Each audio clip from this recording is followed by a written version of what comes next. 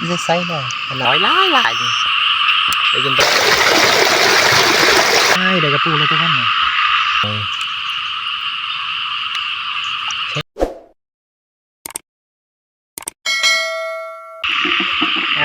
สบายดีมื้อนี้ก็พบกับเบาแอบ้านนาอีกเช่นเคยเด้อมื้อนี้กับเบาแอบ้านนากับตื่นเช้ามากกับบ่มีหยังหลายทุกคนมีน้ำฝนทุกคนฝนตกฟ้าฝนตกตอนเมื่อคืนนี่พึ่มเมื่อคืนนี่ลงมานี่น้ำเต็มท้องไร่ท้องนาทุกคนนี่เบิ่งนี่แล้วในมื้อนี้เขาก็สิมาจับจกจับเสียนสิไปหาปั่นคันนาทุกคนปั่นคันนาตันเอาน้ำแล้วก็สิไปหา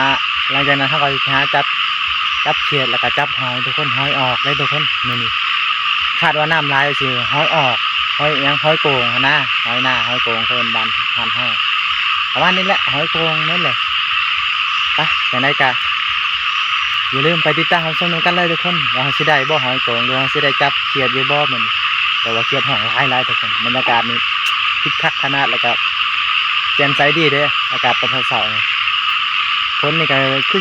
ยังสิตกอีกเบิ่งนี่ครึมๆอยู่คาดว่าน่าสิตกอีกตอนบ่ายๆจังนั้นทุกคนไปเฮาก็ไปติดตามชมกันเลยทุกคนโอเคทุกคนตอนนี้เฮาก็ลงมาให้มาหน้าทุกคนโอ้มื้อนี้ฝนตกแห้งทุกคนเมื่อคืนนี่ถึงว่าน้ำเต็มท้องไร่ท้องนาทุกคนนี่โอ้ถือว่าตอนนี้เฮาก็สิได้ไถนาแล้วทุกคนแล้วก็คาดว่าฝนนี่ยังสิตกอยู่ทุกคนท้องฟ้าครึมๆอยู่เห็นเลยไปแล้วทุกคนถือว่ามื้อนี้ก็เลยงานยามดีเฮาก็ได้น้ำฝนแล้วตกให้เฮาทุกคนเมื่อคืนนี้แล้วเฮาก็อาจจะได้ไถนาเด้เพราะว่ามื้ออื่นนี่แหละน่าจะได้ลงไถนาทุกคนถือว่าดีใจหลายเลยฝนตกให้มื้อนี้แล้วก็บรรยากาศก็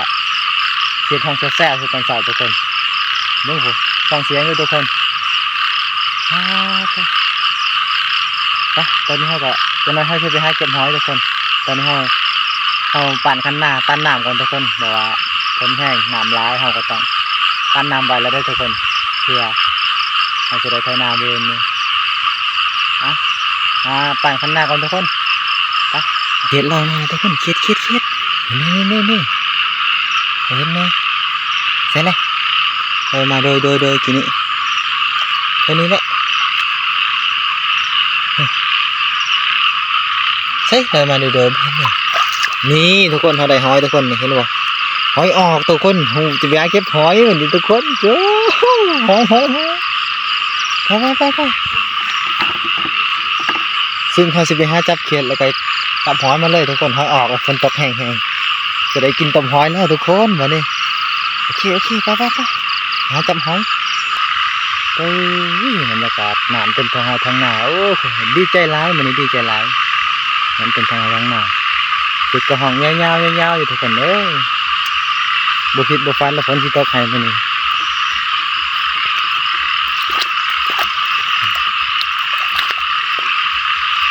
กระปูทุกคนกระปูนี่นะ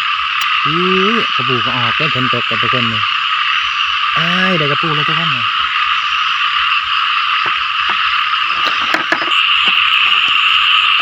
บรรยากาศทุกคน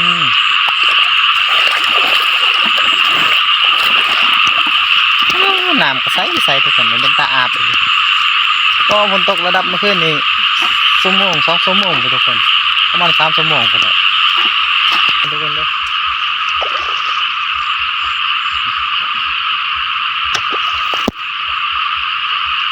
สับแห้งกับน้ำคงไปไกลเลย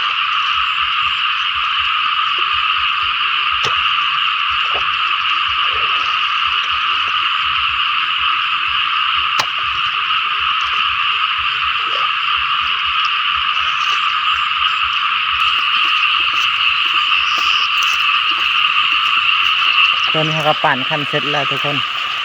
แล้วเขาจะกลับไปเถียงแล้วจะไปหาจับเขียดแล้วก็จับหอยอย่างนี้ทุกคนน้ำต้นถาดเลยคือว่าได้น้ำแล้วนะพายกันทุกคนโอ้ดีอยู่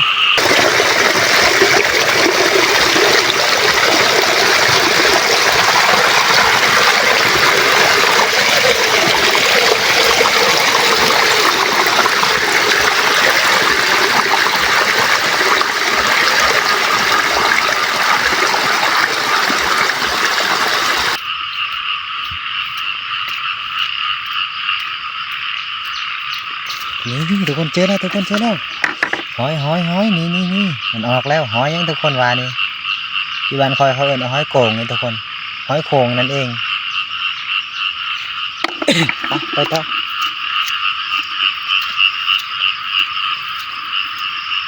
ถือว่ายังคงอนุรักษ์ไว้อยู่นะเขตนี่อุดมสมบูรณ์นี่ทุกคนเจออีกแล้วเห็นบ่นี่มันมาออกได้สิเด้นี่เวลาฝนตกใหม่ๆแล้วมันอยากออกมานี่แหละมาจังสิแหละทุกคนนี่เขาบริสาวหน้ากับบริไถมันนะเขาปะเลี้ยงงัวเลี้ยงควายอยู่นี่มันก็เลยนี่หอยออกมาทุกคนนี่เป็นแบบนี้2 หน่วยนี่2 หน่วย3 หน่วยก็ได้มื้อนี้เราจะกินต้มหอยแล้วล่ะจำแจ่วคักๆรส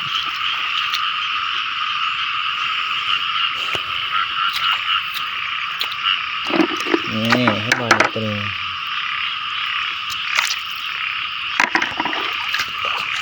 ร้ายอยู่ด้วยทุกคนล่ะ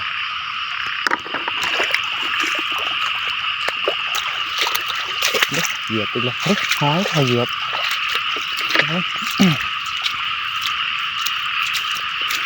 นี่มันมีหอยหน่อย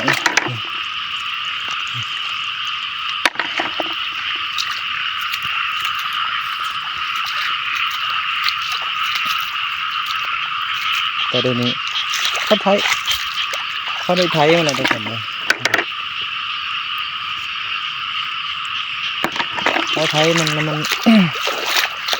โบอยากนี่มันจะสูญพันธุ์เขาไทยมันหลายหดรถเหยียบยังเหยียบโอ้เป็นบริดัมว่าคือดินแข็งอะไรแบบไทยสอนไปตองกุ้งทุกคนเลยฝนตกใหม่นี่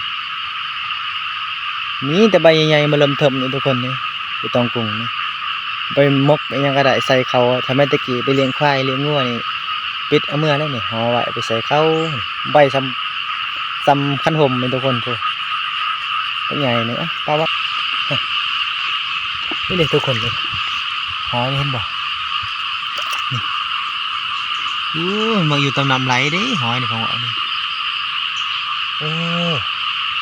นี่เห็นบ่นี่2 หน่วยเช็คนี่ทุกคนแบบนี้นี่หอยนี่อยู่ตำนำไหลเนาะโอ้ยถึงมีน้ำกันน้ำไหลแบบนี้เลยทุกคนนี่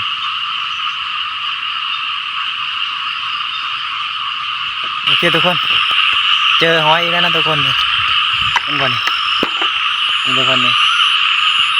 หอยนี่เห็นเลยง่ายๆเลย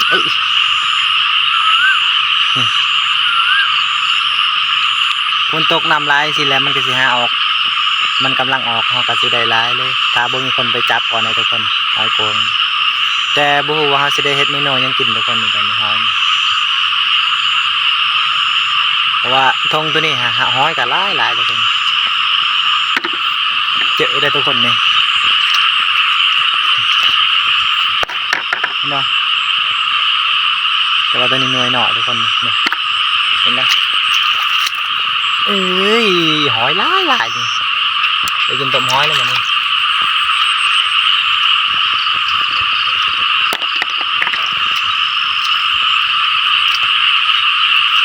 บ่ว่าสิเฮ็ดเมนูยังกินเนาะได้หอยก็ต้มก่อยบ่เลยว่าเป็นน้ำจิ้มซีฟู้ดจำกินทุกคนก็ได้สิแซ่บกว่ากันเนาะไปฮู้แน่ว่าอันนี้มันคือหอยอย่างนี้แล้วก็สิเฮ็ดเมนูยังกินทุกคนเจออีกแล้วร้ายได้มันออกทุกคนนี่คนตกร้านมันก็เข้าหายนี่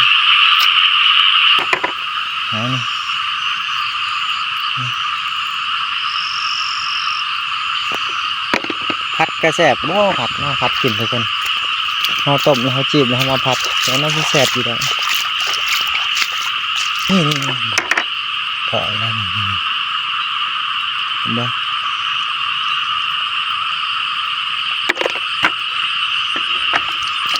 กระปูเขาก็เอานะเขาก็สิต้มแล้วก็เขาสิเก็บน้ำจิ้ม เอากระปูเอากระปูเอาหอยเอาหอย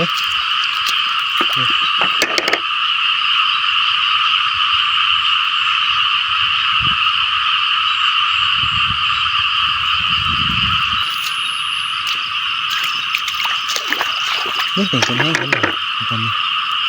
อยู่ในน้ำผมกำลังงับกันอยู่ทุกคนนี่กำลังงับกันอยู่มันทุกคนนี่เอาไปต้มเลยด้วยนี่ปลาหมาเจออีกทุกคน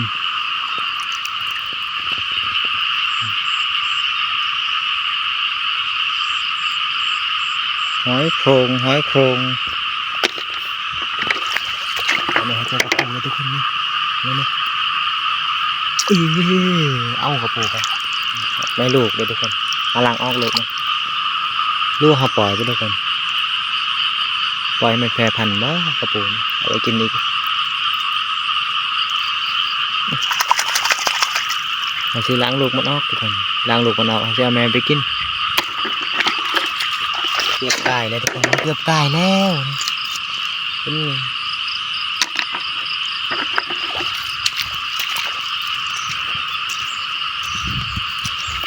ดอนนี้ลายนี่มาดอนนี้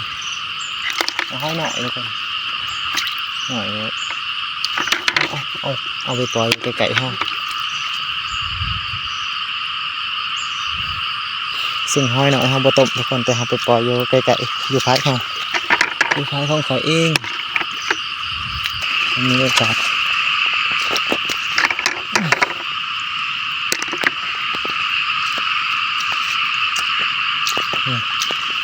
น้ำใสๆเนี่ยมันต้องเห็นน้ำใสๆเลยน้ำขุ่นแล้วเนี่ยผมเห็นแล้วยางใกล้คือบอลที่ผ่านมาทุกคนนี่ลายเติบด้วยหอย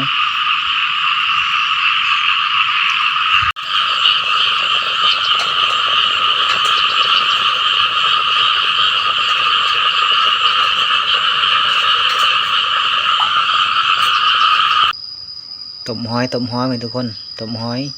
มีกระปูน้ำแล้วก็มีกระทิ้นน้ำทุกคนแล้วก็มีกระปูแล้วก็ปลาปิ้งแล้วก็ต้มหอยแล้วก็แจวทุกคนนี่หลังจากเราไปฮะจับหอยจับยังมาแล้วเราก็ต้มแล้วก็มากินจำแจวทุกคนกินข้าวน้ำกันมาเด้อ